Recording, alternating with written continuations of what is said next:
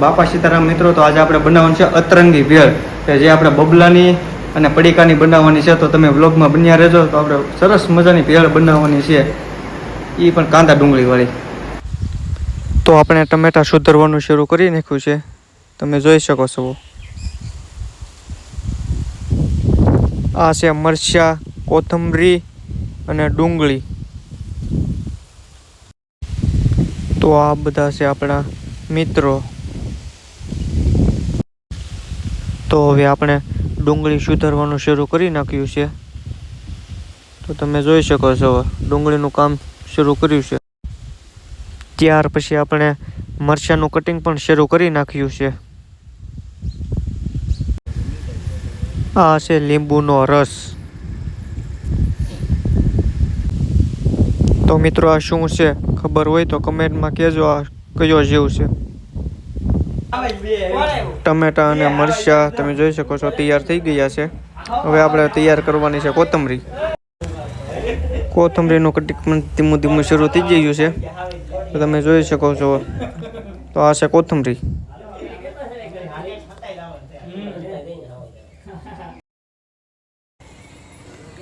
તો જો મિત્રો, આપણે હવે ભેળ બનાવવાનું શરૂ કરી નાખ્યું છે. આ છે બધા બબલાના પડીકા, તો એ બધાને ભેગા કરીને હવે આપણે બનાવવાની છે અતરંગી ભેળ. તો તમે જોઈ શકો છો. આ છે બબલા, આપણે નાખીએ છીએ બબલા ભેળમાં. પંજાબી ભેળ બનાવવાની છે આપણે. તમે જોઈ શકો છો અમે કેવી સિંગ ભજીયા ને એવું નાખ. તો મિત્રો આ છે સેવ મમરા તીખા અને મોળા, તમે જોઈ શકો છો. અને ફૂલ મોજ છે, અખંડ મોજ બનાવીએ છીએ. સવાણું નાખ્યું. આ છે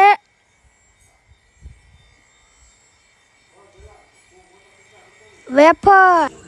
તો હવે આપણે ઘણા બધા પડીકા અંદર નાખી દીધા છે. હવે બધું કરવાનું છે બધું ભેગું. તો હવે બધું આપણે ભેગું કરી નાખ્યું છે, અને હવે આનું કરવાનો છે ભૂકો. ફૂલ ભૂકો કરી નાખવાનો છે, અને પછી માથેલી નાખવાની છે ડુંગળી. તો તમે જોઈ શકો છો.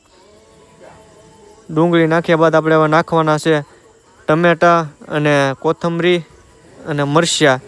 બધું કરવાનું છે ભેગું, અને પછી બધું હલાવી નાખવાનું છે.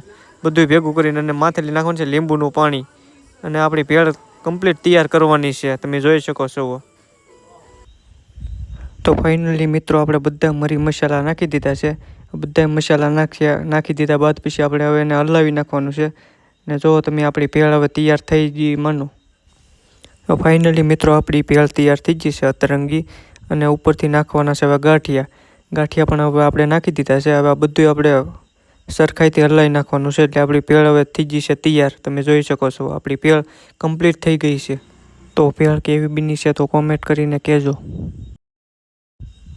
તો આપણે હવે ડીશ ભરી લીધી છે, તમે જોઈ શકો છો. તો હવે મેં ભેળ ખાવા બેસી ગયા છીએ.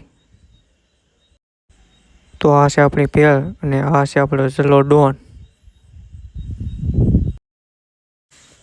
તો મિત્રો જો, અતરંગી ભેળની આખી ડીશ ભરેલી હતી તે અત્યારે ખાલી થઈ ગઈ છે, તમે જોઈ શકો છો.